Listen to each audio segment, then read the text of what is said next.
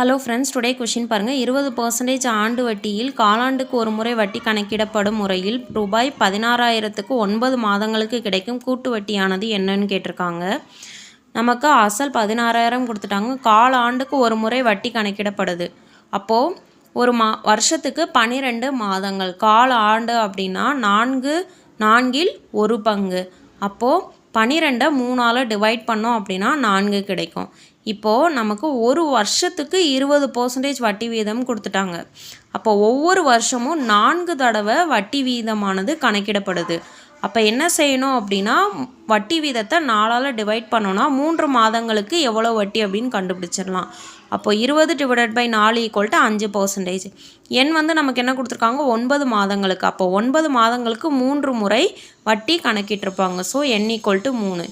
இப்போ எல்லா வேல்யூஸும் நம்ம ஃபார்முலாவில் சப்ஸ்டியூட் பண்ண போகிறோம். Formula A = B × 1 + R/100 the whole power n. Substitute பண்ணோன்னா 16,000 × 1 + 5/100 the whole cube. இதை ஃபர்தராக சிம்பிளிஃபை பண்ணோன்னா நமக்கு மொத்த தொகை 18,522 கிடச்சிரும். நமக்கு காம்பவுண்ட் இன்ட்ரெஸ்ட் தான் வேணும். ஸோ மொத்த தொகையிலேருந்து அசலை சப்ராக்ட் பண்ணோன்னா 18,522 - 16,000 = 2,522 ரூபாய் கிடச்சிருச்சு. இப்போ இதையே நம்ம ஷார்ட்கட் மெத்தடில் எப்படி போடணும் அப்படின்னா, 20% கொடுத்துட்டாங்க. வருஷத்தில் 4 தடவை வட்டி கணக்கிடுறாங்க. அப்போ 20/4 = 5%. எண் 9 மாதங்கள். அப்போது 9 மாதங்களில் எத்தனை முறை வட்டி கணக்கிடுவாங்க? 3 முறை வட்டி கணக்கிடுவாங்க. இப்போ என்ன பண்ணணும் அப்படின்னா, அசலுக்கு 5% எவ்வளவு? அப்போது 16,000க்கு 5% எவ்வளவு அப்படின்னு ஃபைண்ட் அவுட் பண்ணோன்னா நமக்கு 800 கிடைக்கும்.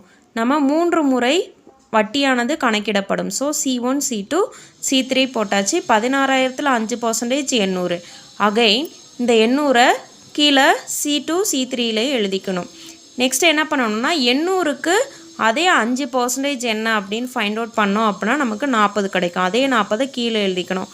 அகைன் தேர்ட் ஸ்டெப் போகும்போது இந்த 800க்கும் இந்த 40க்கும் நாம் 5% ஃபைண்ட் அவுட் பண்ணணும். ஸோ 800க்கு 5% 40. இந்த 40க்கு 5% 2.